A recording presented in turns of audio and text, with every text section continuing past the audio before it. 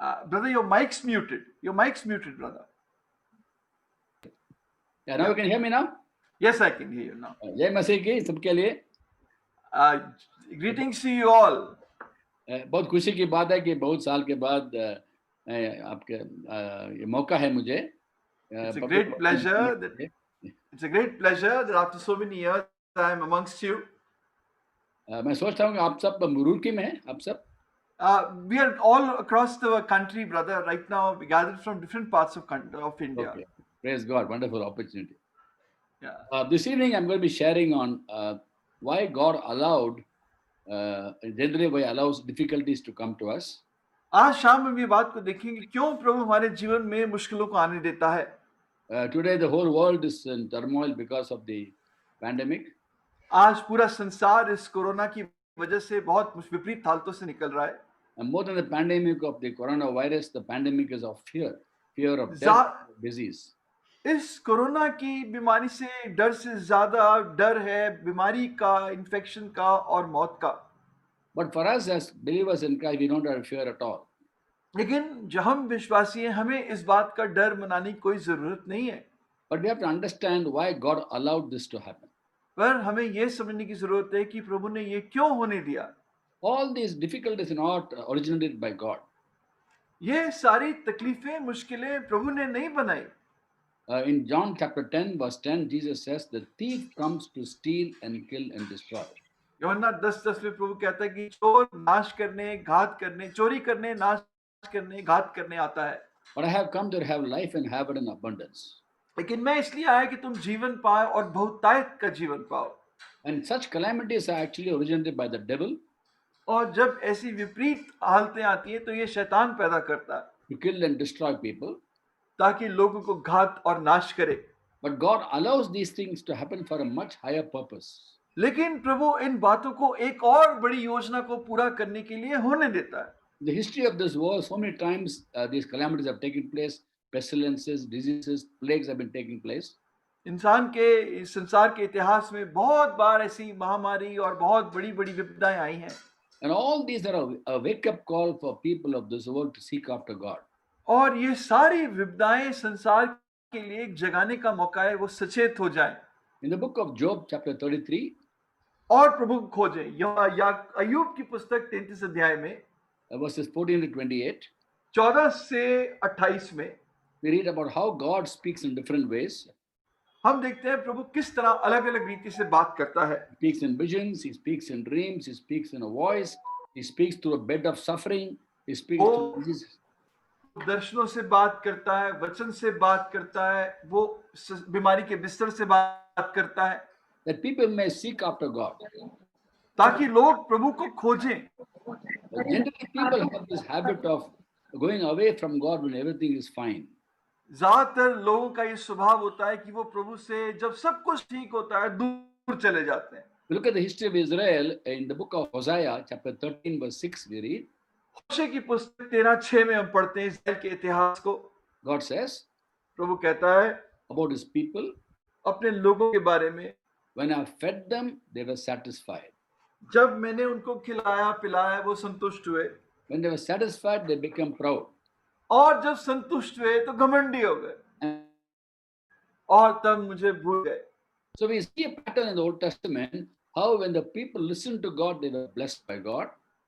इसलिए एक पुराने नियम में एक असूल देखते हैं कि जब वो प्रभु की बात को माना आशीषित हुए. When they were blessed by God, they went away from God, they forgot God. और जब आशीषित हुए तो प्रभु से दूर चले गए, प्रभु को भूल गए. When they forgot God, God allowed the enemies to come and attack them. जब प्रभु को भूल गए तो प्रभु ने शत्रु को उन पर हमला करने दिया. And then when they had difficulty, they cried out to God. और जब दोबारा उन पर मुश्किलें आई, प्रभु से चिल्लाए. And God sent the prophets. प्रभु ने नबियों को भेजा. When they listened to the prophet, they were again restored. नबियों को सुनने के बाद वो फिर से ठीक-ठाक किए गए. So the pattern in the Bible about how people going away, facing problems, coming back to God. तो ये पूरी एक क्रिया हम पुराने नियम में देखते हैं किस तरह प्रभु से लोग दूर जाते हैं फिर लौट कर आते हैं. So God allows these things to happen in the world today, this coronavirus and other pandemics, to draw people to Him. इसीलिए प्रभु इस तरह के कोरोना वायरस सब विपदाओं को आने देता है ताकि लोग उसके पास लौट आए। These pandemics affect everybody, rich, the poor, the businessman, the beggar, everybody is affected. ऐसी विपदा गरीब अमीर व्यापारी भिखारी सब पर हमला करती है। Ironically, the rich are more affected than the poor people. और बड़ी अजीब बात है कि जो अमीर हैं वो ज्यादा प्रभावित होते हैं गरीब लोगों से। The slum dwellers hardly get the coronavirus. Can you repeat that, brother? The slum dwellers, basti mein हाँ, जो बस्ती में रहने वाले हैं वो इतनी विपदा की परेशानी नहीं होती। But the people who are generally who have become rich and prosperous and they think they depend upon themselves for prosperity, they have been affected. और जो लोग धनी और अपने आधारों पर निर्भर है वो ज्यादा इससे प्रभावित हुए। So what is God's purpose through all this? इस सब के द्वारा प्रभु की योजना क्या है? For believers and for people not yet come to believe in Christ. विश्वासियों के लिए भी और अविश्वासियों के लिए। For believers, what God's plan is that we draw closer and closer to Him. विश्वासियों के लिए प्रभु की योजना है कि वो और ज्यादा प्रभु के नजदीक आए। In the book of James, chapter 4, verse 8, we read, याकूब 4:8 में लिखा है, draw close to God, God will draw close to you. तुम प्रभु के नजदीक आओ, प्रभु तुम्हारे नजदीक आएगा। The previous verse says, submit yourself then to God. उसके पहली बार आयत में लिखा है कि तू अपने आप को प्रभु के अधीन कर And resist the devil, he will flee from you. और शैतान का सामना कर, तुझसे भाग खड़ा होगा। God wants all of us believers to draw closer and closer to Him. प्रभु के Brother, can you hear me? Chani sir, Chani, I can't hear you. Brother Chani? Some problem in the connection, bhai. Okay, wait. Vidya, if Chani is delayed, can't you translate? sir, it is difficult for me to translate in Hindi, sir. Samar, are you there, Samar? But Dean can do it. But Dean or Akash can do it. I speak slowly. I'll speak slowly, you can translate.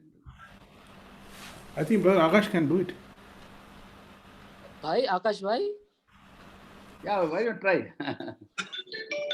I'm here. Oh, good. Okay. All right. Yeah.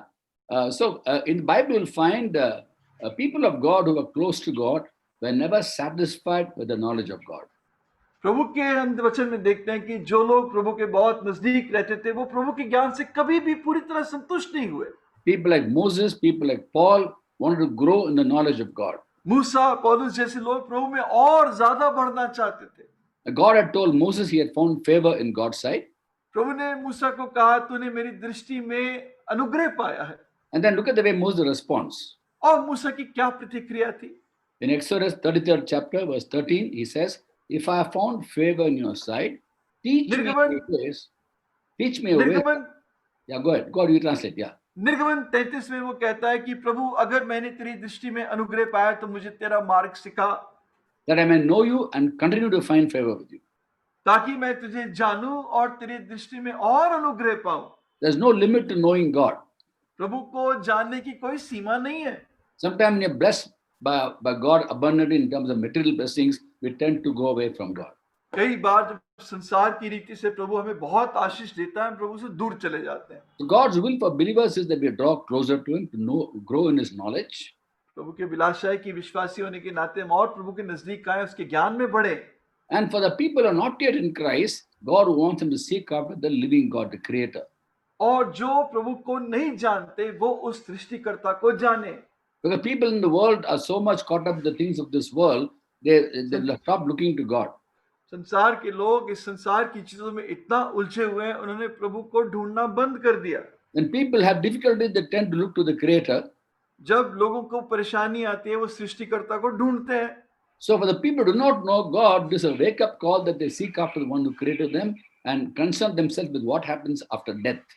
इसलिए जो लोग प्रभु को नहीं जानते उनके लिए जागने की पुकार है कि तुम उस सृष्टिकर्ता को जानो और जानो मरने के बाद क्या होगा। In the world today, there's so much of awareness about the fact that death can affect anybody in this world. Healthy people can get coronavirus also. इस संसार में आज मौत के बारे में इतने लोग जानते हैं कि सब जानते हैं कोरोना किसी को भी हो सकता है। So there's a search for God. इसलिए प्रभु के लिए खोज है। So God allows these things to happen for them to seek after God. और प्रभु ने ये उनके जीवन में होने दिया ताकि वो प्रभु को खोजें। In Jeremiah chapter 29 verse 13 we read, यिर्मयाह 29:13 में पढ़ते हैं, God says, you will seek me and find me to seek me with all your heart. प्रभु कहता है तुम मुझे खोजोगे और पाओगे अगर तुम पूरे मन से खोजोगे। So they are seeking after God, the people of this world, वो संसार के लोग प्रभु को खोज तो रहे हैं and we have the answer for that. और हमारे पास उसका जवाब है। And we draw close to God on the one side. हम एक तरफ अपनी तरफ प्रभु से नजदीक आते हैं, On the other hand, we are called to share the gospel with the people who are seeking after God. और दूसरी तरफ हमें बुलाया गया कि हम उन लोगों को उसके पास सुसमाचार के द्वारा लेकर आए। That's the purpose of God allowing this virus to come into this world right now. और ये कारण है क्यों प्रभु ने इस वायरस को इस संसार में आने दिया है। Until God's purpose is fulfilled, this virus will not go. और जब तक प्रभु की योजना पूरी नहीं होगी ये वायरस नहीं जाएगा। We can pray, fast and pray for virus tomorrow should go, it will not go till God's purpose is established. हम प्रार्थना करते रहे, उपवास करते रहे, प्रभु ये वायरस चला जाए, ये नहीं जाएगा Till such time his purpose is fulfilled. जब तक कि प्रभु की योजना पूरी ना हो। So we must be people who are faithful to share the gospel as they may get opportunity. इसलिए हम वो विश्वासियों के लोग हों जब प्रभु मौका दे हम सुसमाचार सुनाए। And we ourselves should draw closer and closer to God. और हम खुद प्रभु के नजदीक आए। There is nothing greater in life than growing in the knowledge of God. प्रभु के ज्ञान में बढ़ने से बढ़कर इस संसार में कोई और बड़ी चीज नहीं है। And the Lord wants to reveal himself to us more and more. और प्रभु और ज्यादा अपने आप को हमें प्रकट करना चाहता है। We know that Jesus is going to come very soon. जानते हैं कि यीशु बहुत जल्दी आने वाला है। We don't know the date. हम डेट नहीं जानते। There are many things yet to take place before he comes. कितनी सारी और घटनाएं भी होनी बाकी हैं उसके आने से पहले। The temple has to be built in Jerusalem and then be occupied by the Antichrist. यरूशलेम का मंदिर बनना जरूरी है, मसीह विरोधी का आना जरूरी है। And all Israel will have to be saved. पूरे इजराइल का उद्धार होना जरूरी है। The gospel has to be preached to all the nations of the world. That has not yet happened. समाचार पूरे संसार में फैलना जरूरी है जो भी नहीं हुआ है। There is still time. समय है। But then our responsibility till he comes is not to speculate when he's going to come, but to share the gospel and live holy, godly lives. लेकिन हमारा ये नहीं बनता कि हम इस बात को देखें कब आएगा, लेकिन ये बात बनती है कि हम सुसमाचार दें और पवित्र जीवन बिताएं। So many people are speculating about when he's going to come. कितने लोग इस बात को कह रहे हैं, अरे प्रभु कब आएगा? When will the rapture take place? और उठाया जाना कब होगा? Will be resurrected after 1,000 years or before 1,000 years? क्या 1000 साल से पहले पुनरुत्थान होगा कि बाद में होगा? We don't know. हम नहीं जानते। When he comes, we will know. जब वो जाएगा तब जानेंगे। Till that time, God expects to share the gospel. तब तक प्रभु चाहता है कि हम सुसमाचार ईमानदारी से दें। 24th chapter of Matthew verse 14, the Lord says, मत्ती 24:14 में प्रभु कहता है, and this gospel of the kingdom will preach to the ends of the world as testimony to all nations. इस राज्य के सुसमाचार संसार के छोर तक सुनाया जाएगा। And then the end will come. और तब अंत आएगा। Then the end will not come till the gospel is shared to all the nations. और जब तक संसार के छोर तक सुसमाचार ना सुनाया जाए अंत नहीं आएगा। The word nations in the New Testament is from a word which actually means ethnic groups. देशों का मतलब बाइबल में मतलब है अलग-अलग जो तरह के अलग-अलग लोग होते हैं। It is not political nations. It's not the 260 nations of the United Nations. ये यूनाइटेड नेशंस के जो देश हैं वो राजनीतिक देश नहीं गिने यही है। It is the ethnic groups. ये जो अलग-अलग एथनिक ग्रुप है यानी अलग-अलग जो जातियां और प्रजातियां हैं। There are 11,000 nations, such nations in the world today. ऐसी जातियां 11,000 हैं इस संसार में। Out of that, 4,435 live in India. उसमें से 4,435 हिंदुस्तान में रहती हैं। So our country has 40% of all the nations referred to by Jesus, the gospel to be shared. यानी जब देशों के बारे में प्रभु कहता है उसका 40% वो देश हमारे देश में रहते हैं। India is very special for the Lord. इसलिए हिंदुस्तान प्रभु के लिए बहुत विशेष है। The whole world is precious to God, but I tell you, especially India, I'll tell you why. सारा संसार प्रभु के बहुत बहुमूल्य है, पर विशेषकर भारत, और मैं बताता हूँ क्यों। Because when Pontius Pilate asked a question of Jesus, what is truth? जब पिलातुस ने प्रभु से पूछा सत्य क्या है, John 18:38, यूहन्ना 18:38 में, he kept quiet. He didn't give the answer. प्रभु चुप रहा, उसने जवाब नहीं दिया। What is truth? He kept quiet. जब उसने कहा सत्य क्या है तो वो चुप रहा। He told the Jews in John 8:32, यूहन्ना 8:32 में प्रभु ने कहा, you will know the truth, truth will set you free. तुम सत्य को जानोगे, सत्य तुम्हें आजाद कर देगा। He didn't say, I am the truth. You will know the truth, truth will set you free. उसने ये नहीं कहा उस समय मैं सत्य हूं, पर उसने कहा तुम सत्य को जानोगे, सत्य तुम्हें आजाद करेगा। But the one person he says, I am the way, the truth, and the life. लेकिन जिसको उसने कहा मैं मार्ग, सत्य और जीवन हूं, The one person he said. एक व्यक्ति को उसने ये बात कही। Who was that person? और वो व्यक्ति कौन था? In John 14:6, he told Thomas. यूहन्ना 14:6 में प्रभु ने बात थूमा को कही। To Thomas he said.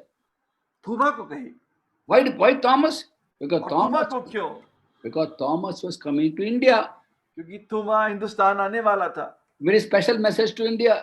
एक विशेष संदेश हिंदुस्तान के लिए। Not for Pilate, not for the Jews, only for Thomas coming to India. ना पिलातुस के लिए, ना यहूदियों के लिए, पर थूमा के लिए जो हिंदुस्तान आने वाला था। Because the Lord knew that in Hindustan there are so many gods and goddesses. जो कि प्रभु जानता था हिंदुस्तान में इतने लोग धर्म, अलग अलग धर्म मानने वाले लोग हैं। 40 years back, I got saved by that verse in John 14:6. यूहन्ना 14:6 के वचन से 40 साल पहले मेरा उद्धार हुआ। And since then, I've been sharing this with so many people all over the world, especially in India, and seen thousands of people turn to Christ and be saved. और इसके द्वारा उस तब से मैं दुनिया के अलग अलग हिस्सों में, हमारे देश में ये सुसमाचार दे रहा हूं। हजारों लोग प्रभु के पास आए। This pandemic is a wake-up call for Christians to draw close to God and to share the gospel. ये वायरस विश्वासियों के लिए एक जागने की पुकार है कि वो प्रभु के पास आए और सुसमाचार सुनाएं। And for those who are not yet saved, it's a wake-up call for them to seek out the Creator and seek to know the Creator, not know about the Creator. जिनका उद्धार नहीं हुआ वो उस सृष्टिकर्ता को जाने, सृष्टिकर्ता के बारे में नहीं जाने, बल्कि उसको व्यक्तिगत रूप से खुद जाने। We don't know when he's going to come a second time, हम नहीं जानते प्रभु कब दूसरी बार आने वाला है, but we know that we are 2000 years closer to his second coming than the first century Christians. लेकिन ये बात तो सच है कि पहली शताब्दी के विश्वासियों से आज हम 2000 साल और नजदीक आ चुके हैं। When they could speak with so much of enthusiasm and fervor about the second coming, और वो जब 2000 साल पहले प्रभु के आगमन के बारे में इतने जोश से बोला करते थे, how much we should be looking forward to his second coming. तो मुझे और आपको कितना ज्यादा उसके दूसरे आगमन के बारे में सचेत होना चाहिए। And second coming means sharing the gospel, drawing closer to him, and living a holy and godly life. और दूसरे आगमन की तैयारी का मतलब सुसमाचार दे, प्रभु के लिए पवित्रता का जीवन तू जी। God doesn't want anyone to perish. प्रभु नहीं चाहता कोई भी नाश हो। He wants all to come to Christ. वो चाहता कि सब मसीह के पास आए। In 2 Peter 3:9 we read, दूसरा पत्रस 3:9 में पढ़ते हैं, from verse 9 onwards, 9 आयत से आगे, God is not slow in keeping his promise, प्रभु अपनी प्रतिज्ञाओं के विषय में देरी नहीं करता, as some understand slowness. जैसे कुछ लोग देरी को मानते हैं, He is patient with everyone, लेकिन वो हर एक से विनती कर रहा है। not wanting anyone to perish, but all to come to repentance. वो धीरज धरता है कि कोई नाश ना हो, बल्कि सब उद्धार पाए। The day of the Lord will come like a thief. प्रभु का दिन चोर की नहीं आएगा, The heavens will disappear with a roar. और स्वर्ग एक कपड़े की तरह बिल्कुल पलट जाएगा। The elements will be burned with fire. संसार की चीजें और तत्व बहुत तेज आग के द्वारा बिल्कुल पिघल जाएंगी, And earth and everything there will be laid bare. और पूरी पृथ्वी बिल्कुल सपाट हो जाएगी। Since everything will be restored in this manner, what kind of people ought you to be? और जब इस तरह चीजें पिघल कर नाश होंगी, तुझे और मुझे किस तरह का मनुष्य होना चाहिए? You ought to live holy and godly lives. मुझे पवित्र और भक्ति का जीवन जीना है। As you look for the day of the Lord and speed its coming, just make it come quickly. प्रभु के आने के दिन को देखते हुए उसको आने के लिए और तेजी करवानी है। For him to come quickly, we should live holy, godly lives and share the gospel, not sit down and discuss about second coming of Christ. उसके जल्दी आने का मतलब मैं और पवित्र और भक्ति का जीवन जीऊं और ज्यादा सुसमाचार सुनाऊं, ना कि उसके आने के बारे में बैठ के बातें करूं। And pray with fervor for the salvation of our country. और बहुत बोझ के साथ हमारे देश के उद्धार के लिए प्रार्थना करो। Pray for God to raise up people who will be faithful in sharing the gospel. प्रभु से प्रार्थना करो, प्रभु ऐसे लोग खड़े कर जो ईमानदारी से समाचार को सुनाए। That the church will be joined together in the love of God. हे प्रभु तेरी मंडली आपस के प्यार में बंध जाए। In John 13:35, Jesus said, यूहन्ना 13:35 प्रभु कहता है, by this all men know you are my disciples if you love one another. इससे सारे लोग जानेंगे तुम मेरे चेले हो अगर तुम एक दूसरे से प्यार करो। When the body of Christ has love for each other जब मसीह की देह में आपस में एक दूसरे से लोग प्यार करते हैं and live holy, godly lives, और पवित्रता भक्ति का जीवन बिताते हैं, we will see our country saved as we share the gospel. तब हम देखेंगे हमारे देश का उद्धार होगा जब हम सुसमाचार देंगे। You know, so often people pray the Lord's Prayer.